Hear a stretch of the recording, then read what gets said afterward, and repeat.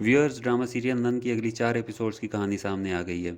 Episode number 113 से episode number 116 तक, और ये ड्रामा फिर से एक बार बहुत ही ज़्यादा इंटरेस्टिंग होने वाला है। अभी तक हम सबको ये कन्फ्यूजन थी कि क्या गौहर का दिलावर से शादी करना एक चाल है, या वो वाकई में अपने भाइयों साकिब और हसन को दिलावर से बचाने के लिए ये शादी कर रही है। इन अगली एपिसोड्स में ये बात वाज़ेह हो जाएगी कि दिलावर से शादी करना भी गौहर की एक बहुत बड़ी चाल थी। नेक्स्ट एपिसोड का ट्रेलर जो दिखाया गया है उसमें भी गौहर ये बात कहती है कि दिलावर, अब मैं तुम्हारी बीवी हूँ, हार नहीं मानूंगी, तख्त पर बैठकर इन सबको अपने कदमों में झुकाऊंगी, और यही असल हकीकत होगी। गौहर का दिलावर से शादी करने का सिर्फ और सिर्फ यही मकसद था कि गौहर के पास इस वक्त कोई भी पावर नहीं थी, कोई सपोर्ट नहीं थी सिवाय साकिब की सपोर्ट के, और वो भी एक बहुत बड़ी सपोर्ट नहीं थी। उस सपोर्ट के साथ ना तो वो हसन के साथ लड़ सकती थी, ना जहांगीर के साथ लड़ सकती थी, और उसने दिलावर से शादी सिर्फ और सिर्फ इसलिए की है कि वो दिलावर की सपोर्ट, उसकी बदमाशी और उसकी सारी पावर इस्तेमाल करते हुए जहांगीर से बदला ले सके, जिसके खिलाफ बुग़्ज़ अभी तक गौहर के दिल में है। और इसके साथ साथ हसन की बीवी गुलरुख और उसकी अम्मा ने जो ज़्यादतियाँ गौहर की अम्मा से की हैं उस सब के बदले ले सके। तो नेक्स्ट एपिसोड्स का आगाज़ इस तरह से होगा कि जैसा आपने एपिसोड नंबर 112 में देखा है कि गुलरुख को ये बात नज़र आ रही थी कि हसन दोबारा से गौहर की तरफ झुक रहा है, हसन का दिल गौहर के लिए दोबारा से नरम हो रहा है। इसके पेश नज़र गुलरुख ने यह करना शुरू किया कि वो हसन के सामने गुलरुख गौहर के ख़िलाफ़ बातें करती थी और उसे गुस्सा दिलाती थी कि गौहर ने तुम्हारे साथ क्या क्या किया है, बल्कि गौहर ने हम सब के साथ क्या क्या किया है। और ये गुस्सा दिलाने का सिर्फ ये मकसद था कि एक तो हसन के दिल में नरमी पैदा हो रही है गौहर के लिए, उस नरमी को ख़त्म किया जाए, और साथ ही अगर हसन दिलावर से लड़ता है तो शायद गौहर दिलावर के साथ चली जाए और वो दोबारा से इस घर में ना आए। और इसके साथ इस लड़ाई का एक मकसद ये भी था कि वो हसन को लेके साकिब से अलहदा हो जाएं। आपने पिछली एपिसोड्स में भी देखा है कि गुलरुख अपनी अम्मा से ये बात कर रही होती है कि अब हसन और साकिब को आपस में लड़ाते हैं, और इस लड़ाई का ये फ़ायदा होगा कि हसन अलहदा हो जाएगा। तो इन एपिसोड्स के आगाज़ में एपिसोड 113 में यही होगा कि गुलरुख हसन को भड़काएगी और हसन उसके रिएक्शन में गौहर के साथ लड़ाई करेगा, लेकिन इस लड़ाई का कोई ख़ास फ़ायदा नहीं होगा। इसको मज़ीद बढ़ाने के लिए गुलरुख हसन के सामने गौहर के साथ बार बार बदतमीज़ी की करेगी ताकि गौहर गुलरुख के ख़िलाफ़ कोई एक्शन ले, कोई उसे धमकाए, उसे थप्पड़ लगाए या कुछ ऐसा करे। और फिर ऐसा ही होता है कि गुलरुख गौहर को बुरा भला कहती है, उसे घर से जाने का कहती है, जिसके रिएक्शन में गौहर गुलरुख को धक्का देती है और साथ ही गुलरुख की अम्मा गौहर के मुंह पे थप्पड़ मार देती है। अब ये एक बहुत बड़ा टर्निंग पॉइंट होगा, ये एक बहुत बड़ा इवेंट होगा। इसके रिएक्शन में साकिब, जो पहले ही गुलरुख को बहुत अच्छा नहीं समझता, वो भी गुलरुख के ख़िलाफ़ हो जाएगा और वो हसन के ख़िलाफ़ भी हो जाएगा जब हसन बार बार सपोर्ट करेगा गुलरुख को। लेकिन इसका एक फ़ायदा ये है कि हसन दोबारा से गौहर को सपोर्ट करना शुरू कर देगा, क्योंकि वो ये जानता है कि गौहर एक बहुत बुरी खातून है, वो सबके साथ बहुत बुरा बिहेवियर रखती है, लेकिन उसे ये बात बिल्कुल भी गवारा नहीं है कि गौहर के साथ बदतमीज़ी की जाए। गौहर के साथ बदतमीज़ी वो ख़ुद तो करता है, लेकिन वो अपनी बीवी की तरफ से, गुलरुख की तरफ से कभी भी ऐसी बदतमीज़ी को सपोर्ट नहीं करेगा। इसके साथ साथ दूसरी साइड पे जहांगीर गौहर को अपने घर में नहीं आने दे रहा, तो गौहर वहाँ पे भी यही करेगी कि अकेली उसके घर जाने की बजाय दिलावर के साथ उसके घर में जाएगी उमर से मिलने। जब दिलावर ये देखेगा कि जहांगीर गौहर को उसके बेटे उमर से नहीं मिलने दे रही, तो दिलावर भी गुस्से में आ जाएगा और दिलावर जहांगीर को ये धमकी दे के जाएगा कि अब अपनी बर्बादी के दिन गिनना शुरू कर दो।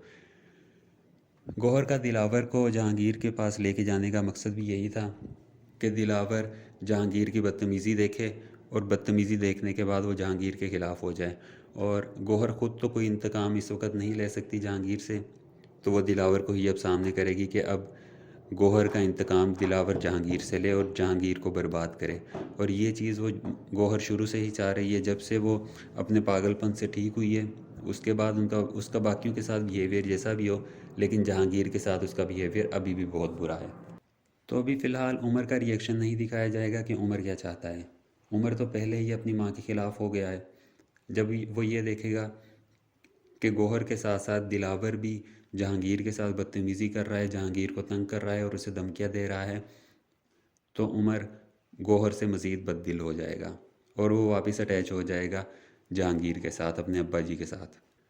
लेकिन यहाँ पे अब गेम बदल जाएगी। पहले तो गेम ये होती थी कि गौहर दूसरों की बुराइयां दिलों में डाल के रिश्ते जुड़वाती थी या तोड़वाती थी।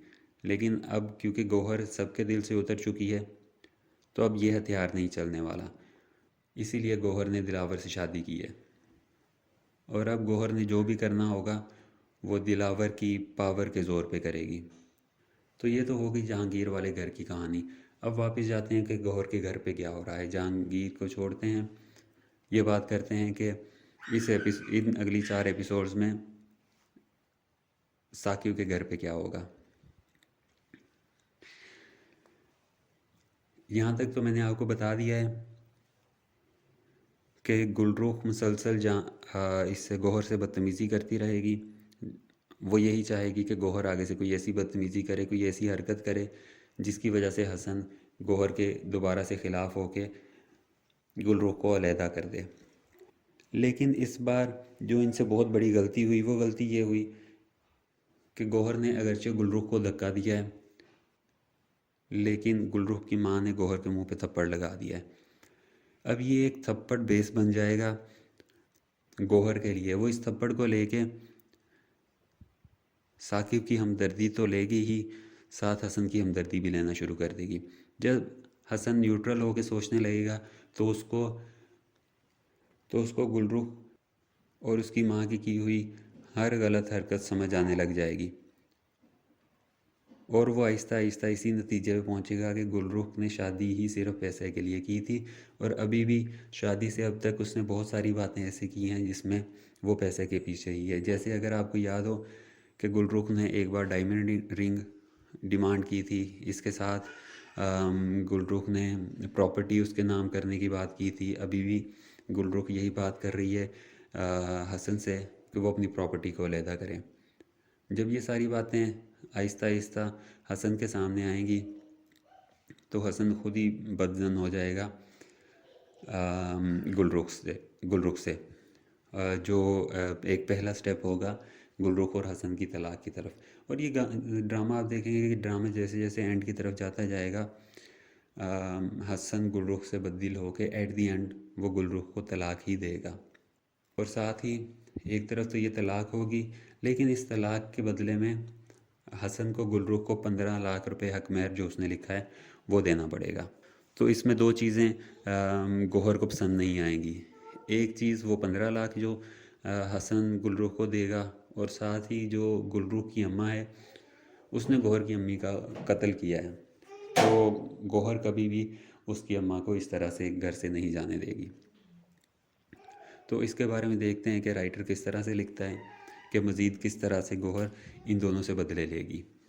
इसके अलावा जो साकिब है, अब साकिब पहले तो दिल में तो मानता है कि हसन की शादी गलत जगह पे हो गई है और गुलरुख और उसकी अम्मा ही असल चालबाज ख़वातीन हैं यहाँ पे। तो जब वो गुलरुख को गौहर को थप्पड़ लगाते हुए देखेगा तो उस पे वो भी बोल उठेगा।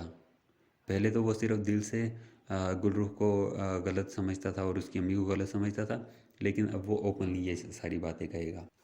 जब साकिब ओपनली ये सारी बातें कहना शुरू कर देगा तो उससे आगे फिर दो चीज़ें आ जाती हैं कि क्या साकिब हसन से अलहदा हो जाएगा, ये इकट्ठे रहते रहेंगे। तो साकिब तो शुरू से यही चाहता है कि हसन और साकिब इकट्ठे रहें और इनमें कोई अलहदगी वाली बात ना हो।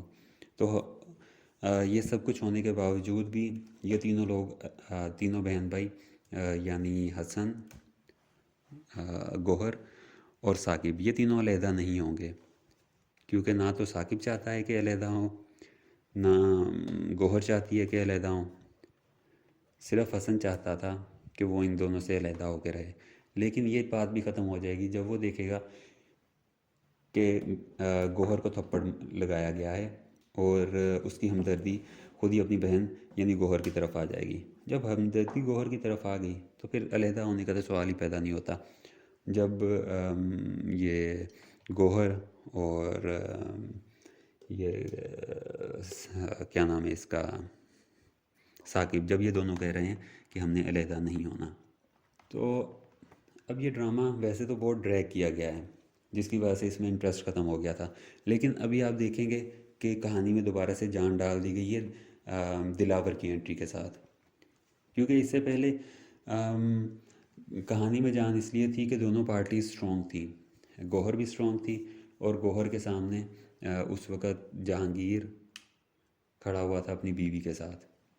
तो जब जहांगीर अपनी बीवी के साथ खड़ा हुआ था तो वो साइड बहुत स्ट्रॉन्ग थी और इधर गौहर के भाई गौहर के साथ खड़े हुए थे, तो दोनों साइड्स बहुत स्ट्रॉन्ग बन जाती थी। इसलिए तब तक ड्रामे का मज़ा आया। उसके बाद जो हमें ड्रामे से इंटरेस्ट हमारा ख़त्म हो गया, उसके पीछे ये बात थी कि गौहर के पीछे से सारी स्पोर्ट्स ख़त्म हो गई थी, उसके पीछे से उसके दोनों भाइयों की सपोर्ट भी ख़त्म हो गई थी, जहांगीर की सपोर्ट भी ख़त्म हो गई थी, सारी स्पोर्ट्स ख़त्म हो गई थी और वो अकेली रह गई थी। और वो उसका जहांगीर से भी सारे रिश्ते ख़त्म हो गए और उसके पास वाहिद एक सहारा बचा था, उमर। और उमर के बलबूते पे वो सिर्फ़ और सिर्फ जहांगीर को तंग कर सकती थी, इसके अलावा वो कुछ नहीं कर सकती थी। तो ड्रामे में दोबारा से जान डालने के लिए दोनों साइड्स को बैलेंस किया गया है और ये पावर को बैलेंस करने के लिए ही गौहर की शादी दिलावर से कराई गई है और दिलावर को एक इतनी बड़ी चीज़ दिखाया गया है कि पुलिस भी उसके सामने कुछ नहीं कर पाती। आप यहाँ पे देखें कि उसको इतनी बड़ी बदमाश और क्या कहें कितनी बड़ी पावर वाली चीज़ दिखाया गया है कि ये दोनों बिजनेसमैन हैं, हसन और साकिब, और अच्छे खासे बड़े बिजनेसमैन हैं। इन बिजनेसमैन की इनके पैसे के साथ भी दिलावर के सामने नहीं चल सकी। तो पहली चंद एपिसोड्स में सिर्फ ये दिखाना मकसूद था कि दिलावर के पास कितनी ज़्यादा पावर है, ताकि बाद में आपको ये रियलाइज़ कराया जा सके कि दोनों साइड्स अब बैलेंस है। अगर दिलावर जो है वो हसन को उठवा सकता है, उसे कत्ल की धमकी दे सकता है, साकिब को तंग कर सकता है, तो जहांगीर अकेला बंदा भी उसके सामने कुछ नहीं होगा। वो जहांगीर को भी तंग कर सकता है, उसके बिज़नेस को भी डिस्टर्ब कर सकता है। तो इस तरह से दोनों साइड्स को बैलेंस किया गया है। अब ये बात भी अभी खुलेगी कि जो हसन और साकिब का फैक्ट्री में आग लगी थी, उस आग में एक जो पार्टी जिसका एक बंदा फौत हो गया था, उन्होंने इन दोनों को तंग किया हुआ था। वो एहतजाज कर रहे थे साकिब और इसके ख़िलाफ़, हसन के ख़िलाफ़ और इनकी फैक्ट्री के ख़िलाफ़। वो कंपनसेशन पे नहीं मान रहे थे। अब ये बात भी खुलेगी कि उन्हें कंपनसेशन पे मनाने के पीछे भी दिलावर का ही हाथ है। और अभी दूसरी एक चीज़, एक मुश्किल दिखाई गई है जो साकिब के लिए है इस वक्त और हसन के लिए है, वो ये है कि इनकी फैक्ट्री तो डूब गई है। इनकी फैक्ट्री के डूबने के साथ साथ जो वो थे इंश्योरेंस कंपनी वालों ने भी ये कहा है कि क्योंकि सीसीटीवी फुटेज से ये लग रहा है कि ये जो आग लगी है इसमें दोनों चीज़ें हो सकती हैं, इसमें डाउट है। ये आग खुद भी लगी हो सकती है और लगवाई भी जा सकी, हो सकता है कि ये लगवाई गई हो। वो इस तरह से कि अगर तो सीसीटीवी कैमरा में ये आता कि जो सर्किट है वो उसी तरह से इंटैक्ट था, इलेक्ट्रिकल सर्किट इंटैक्ट था और उसमें एकदम से स्पार्किंग हुई है, कोई आग लग गई है और उस आग ने पूरी फैक्ट्री को अपनी लपेट में ले लिया है, तो इंश्योरेंस कंपनी का कहना है कि अगर ये वाला सीन होता तो वहाँ पे आपको आपकी इंश्योरेंस के तमाम पैसे वापस मिल जाते। लेकिन वो कहते हैं कि सीसीटीवी फुटेज में ये देखा गया है कि जहाँ पे आग लगी है वहाँ पे इलेक्ट्रिक सर्किट के साथ आपका एक टेक्नीशियन वहाँ पे काम कर रहा था। तो इस चीज़ का डाउट यहाँ पे बहरहाल आ जाता है कि क्या वो काम करने के दौरान बेहतियाती की वजह से या वैसे किसी और माल फंक्शन की वजह से वो ऑटोमेटिकली आग लग गई है, या ये कि उस वर्कर को उधर मालिकान यानी साकिब और हसन की तरफ से भेजा गया है कि तुमने ये सारा काम करते वक्त जानबूझ के यहाँ पे आग लगानी है।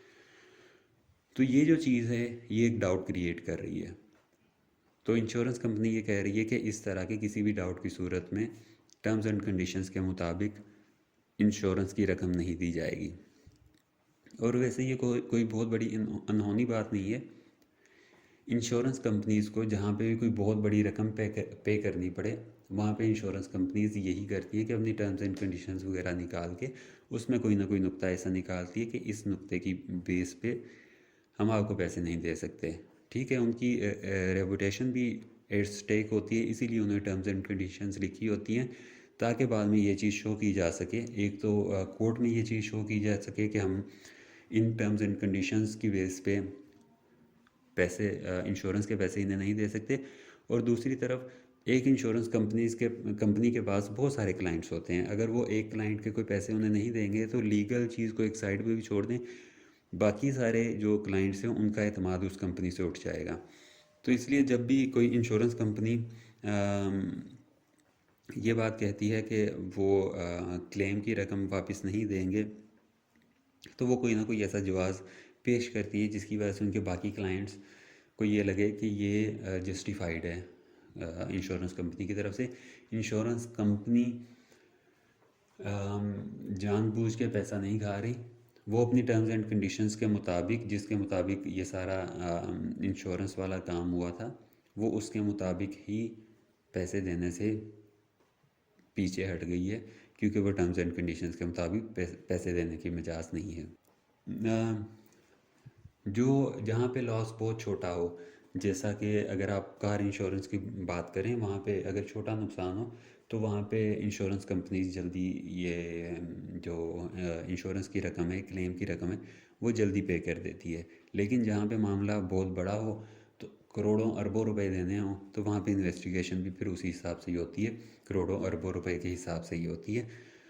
और कोशिश यही की जाती है कि कोई छोटा सा पॉइंट ऐसा निकाला जा सके जिसकी बेस पे इंश्योरेंस की रकम ना देनी पड़े। इंश्योरेंस क्लेम की बात हो रही है तो यहाँ पे मैं एक मूवी आपको रिकमेंड कर दूँ। एक मूवी इंडिया की थी, ओ माई गॉड के नाम से, OMG। इस मूवी में भी कहानी यहीं से शुरू होती है कि जो एक दुकान होती है जहाँ पे जो मेन कैरेक्टर है मूवी का, वो ये भगवान के जो मुजस्समे हैं, बुत हैं, वो फ़रोख्त कर रहा होता है। और एक अर्थक्वेक में, एक ज़लज़ले में वो दुकान गिर जाती है। जब वो इंश्योरेंस कंपनी के पास जाता है और अपनी इंश्योरेंस की रकम क्लेम करता है, तो वहाँ पे भी टर्म्स एंड कंडीशंस को सामने रखते हैं और उनमें ये लिखा होता है कि नेचुरल कॉजेज़ की वजह से, जैसा कि अर्थक्वेक और कोई तूफ़ान, इस तरह की किसी भी चीज़ में, या बिजली गिरने की सूरत में, लाइटनिंग से, अगर ऐसे किसी मामले से नुकसान होता है तो वहाँ पे इंश्योरेंस कंपनी रकम वापस करने की मिजाज नहीं होगी। तो वहाँ पे भी कहानी इसी से ही शुरू होती है। खैर, ये तो वैसे ही इंश्योरेंस कंपनी की बात हो रही थी, तो यहाँ से आगे तज़किरा छिड़ पड़ा। अच्छा, इसके साथ एक सवाल बहुत से लोगों के जहन में आता है, जो सवाल उसके जवाबात बहुत सारे लोगों ने अपनी यूट्यूब की वीडियोस में दिए हुए हैं, लेकिन वो सिर्फ क्लिक्स हासिल करने के लिए दिए हुए हैं। सवाल ये है कि गौहर का जो पहली जो एक्ट्रेस थी, उसने ड्रामा सीरियल गौहर क्यों छोड़ा। अब जवेरिया मसूद आई है, तो जवेरिया मसूद को क्यों लेना पड़ा है। तो बहुत सारे लोगों ने ये कहा है कि पहली एक्ट्रेस के साथ जो डायरेक्टर है उसके इख्तलाफात थे, वो काम नहीं करना चाहती थी, या ये उसे काम में नहीं रखना चाहते थे। या कुछ ने ये भी कहा कि ये जवेरिया मसूद की एक साजिश थी कि उसने पहली एक्ट्रेस को इस ड्रामे से निकलवाया है ताकि वो खुद एक लीड रोल, जो एक ड्रामे में जो अपनी पीक पे पहुंचा हुआ था, ताकि वो उस रोल में आ सके। लेकिन ऐसी कोई भी बात नहीं है। जब मैं पहली एक्ट्रेस का इंटरव्यू सुन रहा था, तो अपने इंटरव्यू में उसने ये बात की है कि वो कोई भी टिपिकल सा रोल नहीं करना चाहती। तो इसलिए आपने देखा होगा कि उसके जितने भी ड्रामाज आते हैं, उसमें उसने एक प्रोमिनेंट सा रोल किया होता है। और दूसरी बात उसने ये कही थी कि मैं अपनी पूरी ज़िंदगी एक ही चीज़ पे नहीं लगा सकती, मुझे चेंज चाहिए होता है। तो जब ड्रामा सीरियल गौहर बहुत ज़्यादा हद तक आगे जा चुका, बहुत उन्होंने जब उसको खींचना शुरू कर दिया, आपने देखा होगा कि जब तक गौहर को तलाक नहीं हुई थी तब तक ड्रामा बहुत एक अच्छी स्पीड में चल रहा था। कि लोगों को बहुत इंतज़ार होता था इसकी अगली एपिसोड का। लेकिन जैसे ही वो तलाक हो गई उसके बाद चंद एपिसोड्स तक तो व्यूअर्स ने, हमने, आपने, सब ने वेट किया कि शायद अब इसको किसी अपने मंतकी अंजाम तक पहुंचा दें। लेकिन उसके बाद उन्होंने ड्रैग करना शुरू कर दिया, छोटी छोटी चीज़ें उसमें इंक्लूड करके, उसमें हसन की शादी को इंक्लूड कर दिया, उसमें ये उमर की वो जो दूसरे दोस्त के साथ जाके गेमिंग करता था, बिगड़ना शुरू हो गया। तो उन्होंने मेन करेक्टर फिर इन दोनों को रख लिया, मेन स्टोरी का फोकस जो है वो उमर पे और हसन पे रख लिया। लेकिन क्योंकि ये दोनों बहुत स्ट्रॉन्ग करेक्टर्स नहीं थे और ना इनकी प्रॉब्लम्स कोई इतनी बड़ी थी, और बेशक बड़ी भी थी, लेकिन इन्होंने जिस तरह से इस सारे ड्रामे को खींचना शुरू किया, उसके बाद फिर व्यूअर्स का जो वो था इंतज़ार, सब्र, वो जवाब दे गया और लोगों ने इस ड्रामे को देखना भी छोड़ दिया। और इसी ही दौरान पहली एक्ट्रेस ने भी ड्रामा सीरियल गौहर देख छोड़ दिया, ड्रामा सीरियल नंद छोड़ दिया, क्योंकि ड्रामे को ड्रैग किया जा रहा था। और वो ऐसी एक्ट्रेस नहीं है जो एक ही रोल में सारी ज़िंदगी के लिए बंधी रहे। तो उसने ख़ुद इस ड्रामे से जान छुड़वाई कि इसका जो मेन पार्ट था वो तो गुजर गया। अब बाकी इस तरह के फजूल से पार्ट के लिए मैं अपनी बाकी कमिटमेंट्स छोड़ के सिर्फ इस ड्रामे के लिए नहीं बैठ सकती।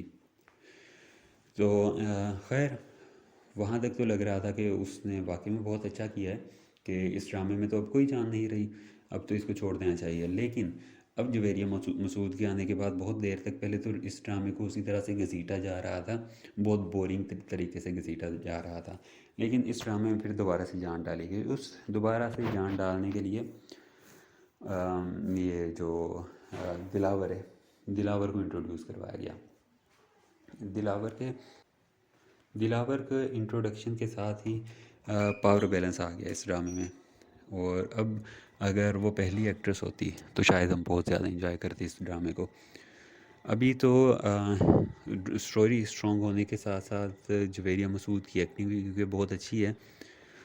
ठीक है, वो पहले वाली बात नहीं आ रही, पहली एक्ट्रेस वाली बात नहीं आ रही इस सारी में, लेकिन स्टिल जवेरिया मसूद की एक्टिंग ऐसी है कि इस ड्रामे को देखा जा सकता है। इस ड्रामे में इन सारी बातों को डिस्कस करने के साथ साथ मैं आपसे एक और चीज़ भी डिस्कस करना चाह रहा था। मैं एक बार ये ड्रामा देख रहा था और इस ड्रामे को देखते हुए मैं ये सोच रहा था कि जिस तरह से छोटे छोटे पेटी इश्यूज़ को लेके एक बहुत बड़ा इशू बनाया जा रहा है इस ड्रामे में, मतलब कहने का मतलब ये है कि जहाँ पे लड़ाई करानी है, लड़ाई कराने के लिए भी छोटी छोटी बातों को शुरू करके वहाँ से एक बहुत बड़ी लड़ाई जनरेट कराई जाती है, जो कि बज़ाहिर हमें लग रहा होता है कि ये बहुत छोटी सी बात है, लेकिन बाद में वो बात इतनी बढ़ जाती है कि वो हमें रियलिस्टिक लगता है कि इस छोटी सी बात से इतना बड़ा फड्डा हो सकता था। जैसा कि एक छोटी सी बात थी कि ये एपिसोड नंबर 111 में थी मेरा ख्याल है, आपको शायद मुझसे बेहतर याद हो, जहाँ पे गौहर ये गुलरुख और उसकी अम्मा के पास जाती है कि आप लोग खाना डाइनिंग टेबल पे आके सबके साथ खाएंगी। अब ये एक बिल्कुल छोटी सी बात थी, उसको पहले हाइप दी गई जिस तरह से गौहर ने जाके उनसे बात की है, और उस बात करने के साथ साथ वो उनके सामने से खाना भी उठा के ले आई है। अब ये एक बहुत बड़ी बात हो गई। और साथ ही राइटर ने लिखा है कि वो साकिब की बीवी के पास जब आती है तो उसे ये शो करती है कि उन्होंने खाना खा लिया था, मैं खाली बर्तन लेके आई हूँ। यानी वो साथ साथ उसे भी ये शो कर रही है कि मैं तो उन्हें सिर्फ बुलाने गई थी कि आप डाइनिंग टेबल पे हम सबके साथ आके बैठ के खाना खाएं, और जब मैंने देखा कि वो खाना खा चुकी हैं तो मैं सिर्फ उनके बर्तन उठा के लाई हूँ। यानी यहाँ पे भी उसने एक बहुत बड़ी गंदी हरकत करने के बावजूद भी अपना इमेज साकिब की बीवी के सामने सही रखा है।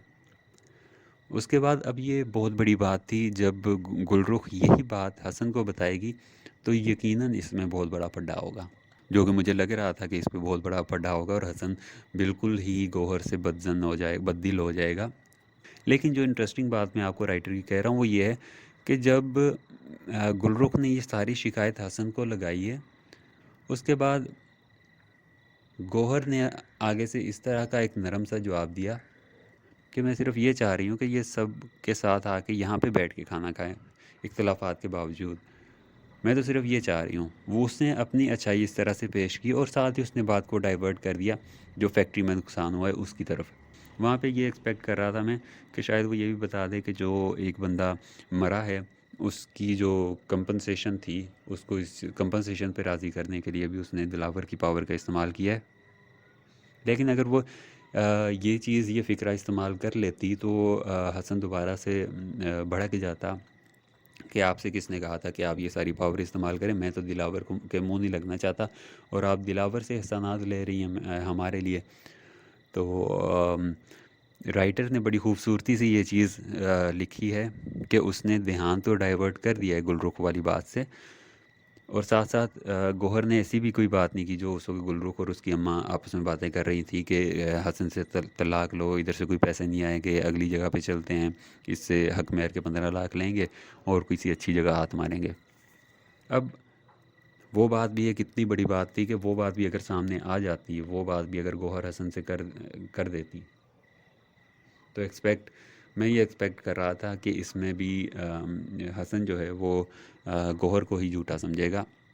लेकिन गुलरू को ख़दशा भी था कि अगर ये बात ये कर देती है कि तो उसको हमने कैसे कवर अप करना है। लेकिन राइटर ने ये लिखा है, गौहर की दिमाग की चालाकी एक्चुअली जो राइटर है उसी की दिमाग की चालाकी हुई ना। तो राइटर ने ये लिखा है कि इसको जब गुलरुख ये बात करती है तो गौहर बहुत पोलाइटली उस बात का जवाब दे के उसके बाद अपनी बात डाइवर्ट करके फैक्ट्री वाली बात की तरफ चली जाती है और दिलावर का उसमें ज़िक्र ही नहीं करती, दिलावर की बात का भी ज़िक्र नहीं करती, उसकी पावर के इस्तेमाल का। तो ये एक दिमाग की बहुत बड़ी चालाकी है। तो अब आप सिर्फ ये सोचिए कि वो एक्चुअल राइटर जिसने ये सब कुछ लिखा हुआ है वो कितने शातिर दिमाग की मालिक होगी। और जैसा कि आप खुद भी ये चीज़ एक्सपेक्ट करते होंगे कि कोई आदमी इस कदर तेज़ दिमाग से काम नहीं ले सकता जितने तेज़ दिमाग का वो काम था, और वो एक ख़ातून ही कर सकती थी। और तभी मैंने देखा कि इसकी राइटर कौन है, तो वो राइटर उसकी एक ख़ातून ही निकली। आदमी का दिमाग फाइनेंस में चल सकता है, जंग में चल सकता है, लेकिन ये जो डिप्लोमेटिक सी चीज़ें होती हैं, इसमें मेरा अपना पर्सनल पॉइंट ऑफ व्यू ये है कि इसमें औरत को मर्द मात नहीं दे सकता। और इसीलिए मैं एक्सपेक्ट कर रहा था कि शायद इस ड्रामे का राइटर जो है वो एक ख़ातून होगी, और वो एक ख़ातून ही है। मेरा ख्याल है कि बहुत लंबी बात हो चुकी है इस सारी चीज़ पे, बहुत लंबा तज्ज़िया मैंने अपना पेश कर दिया है। शायद आप लोग पूरा भी ना सुने। अब इसके साथ ही इस बात को मैं यहीं पे ख़त्म करता हूँ। ये बात इतनी लंबे होने की एक वजह तो ये बनी कि पिछले दिनों में कुछ मसरूफियात की वजह से कोई भी वीडियो अपलोड नहीं कर सका, और मेरा आपको पता है कि मेन टारगेट ये ड्रामा सीरियल नंद ही होता है, क्योंकि मुझे इस स्टोरी में मेन मज़ा ये आ रहा है।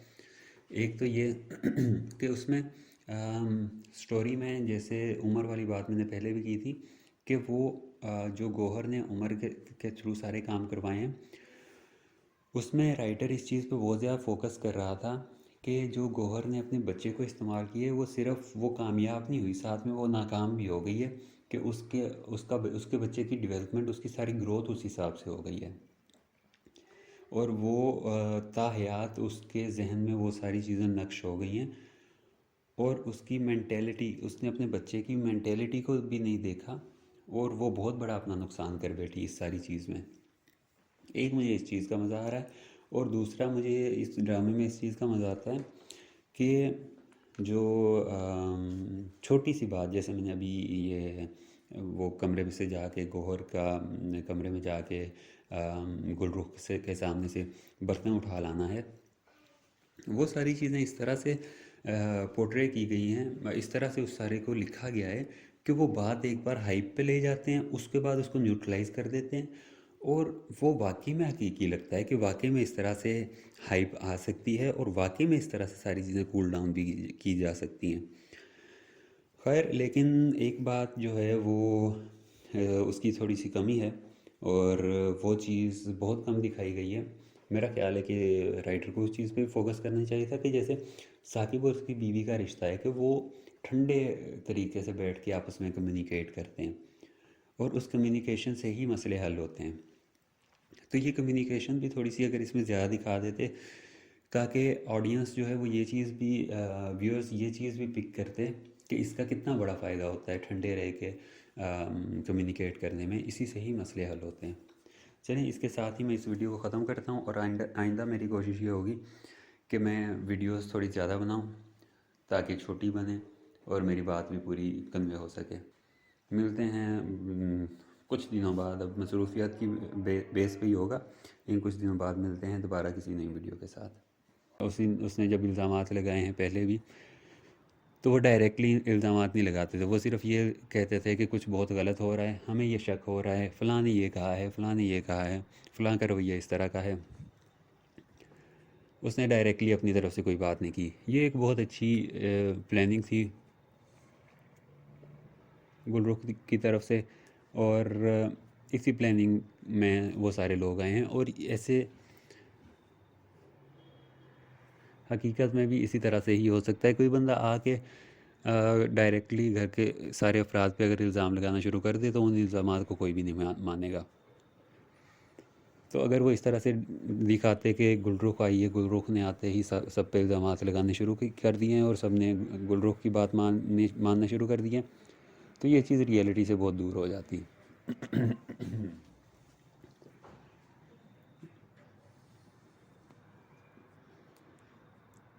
तो ये थी गुलरुख की सारी प्लानिंग, जिस तरह से वो चलती आई है, जिस तरह से उसने सारा काम किया, और ये सारा काम जो है वो रियलिटी के बहुत करीब हुआ है।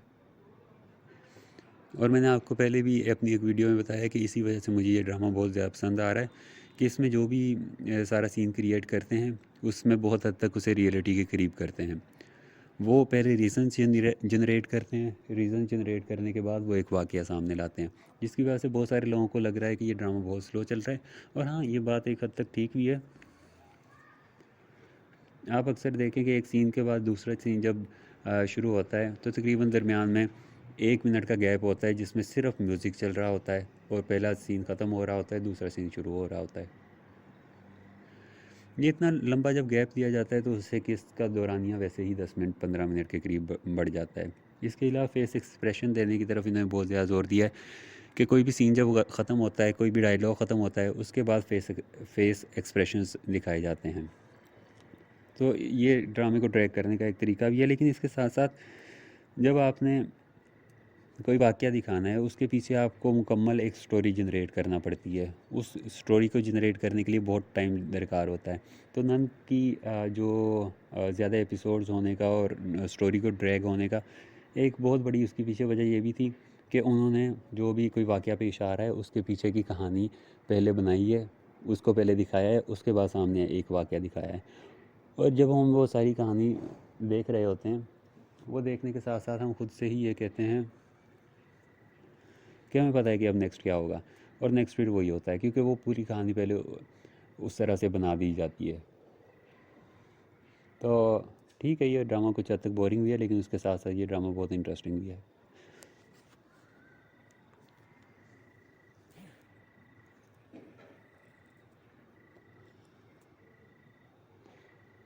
इसके अलावा नेक्स्ट एपिसोड में वैसे 2-3 सीन्स ही दिखाए जाएंगे। अब यहाँ पे ये चीज़ जो है ना, इसको कहानी को ड्रैग करना मतलब ड्रामे को ड्रैग करना कहा जा सकता है कि वो 2-3 सीन दिखाने में ही बहुत टाइम ले लेते हैं। इसकी बजाय उन्हें ये करना चाहिए कि वो बेशक बैकग्राउंड स्टोरी बढ़ा दें। बैकग्राउंड स्टोरी बढ़ाने के लिए ज़ाहिर उन्हें ज़्यादा एफर्ट करनी पड़ेगी, उन्हें बहुत सारे डायलॉग्स एक्स्ट्रा लिखने पड़ेंगे, बहुत सारे सीन्स एक्स्ट्रा बनाने पड़ेंगे, लेकिन ज़ाहिर है ड्रामे में जान भी तभी आएगी।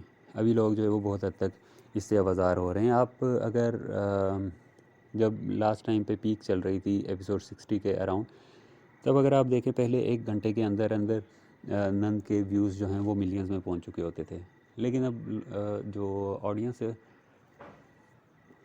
उसका इंटरेस्ट काफ़ी कम हो गया है, और अब जो है वो मिलियंस में व्यूज़ जाने के लिए अच्छा खासा टाइम दरकार होता है।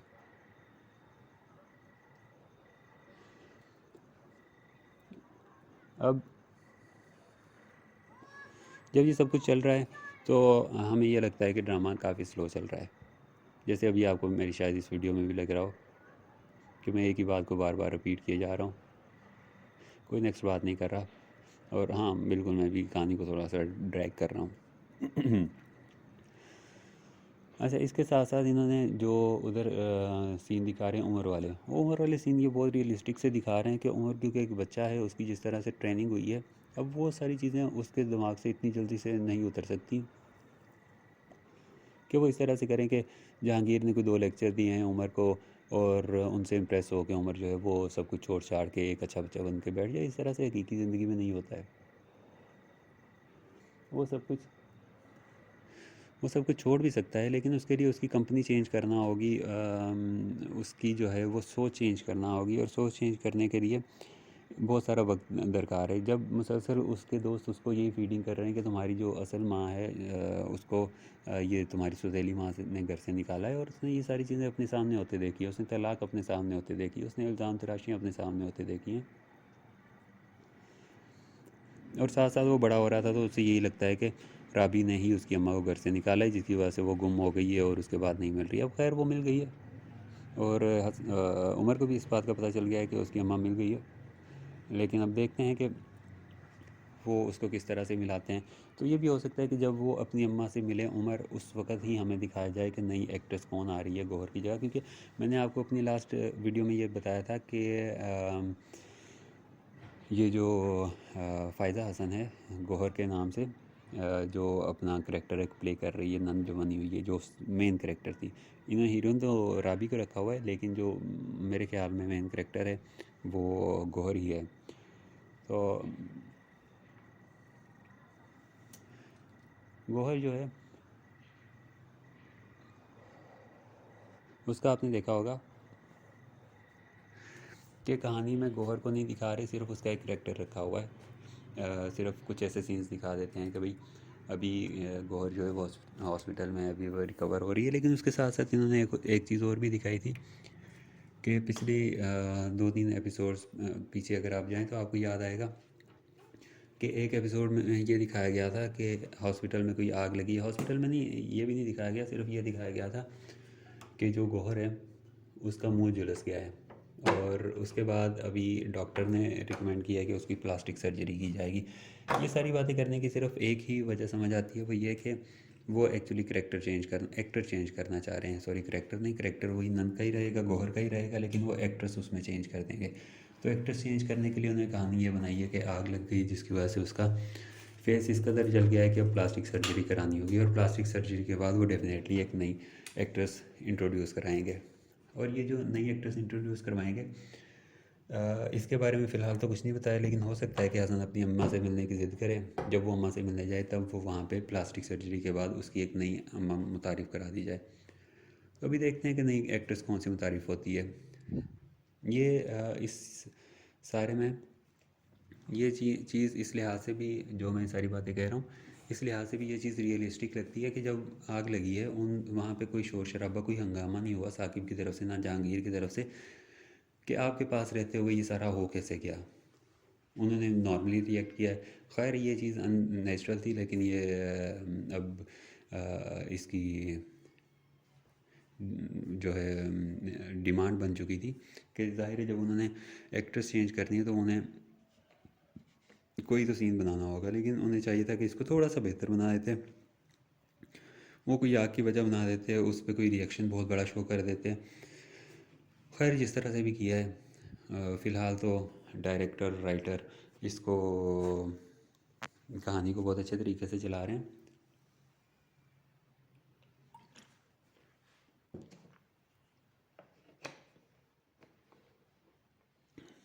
और हर चीज़ के पीछे कोई ना कोई पहले रीज़न बनाते हैं, उसके बाद वो सारी स्टोरी को आगे लेके जाते हैं। लेकिन ये जो अभी एपिसोड आएगी उसमें फ़िलहाल तो कोई उन्हें बहुत स्ट्रॉन्ग कहानी नहीं बनाई कि साकिब जो है, जो अफशां से इस कदर प्यार करता था और अफशां का भी कोई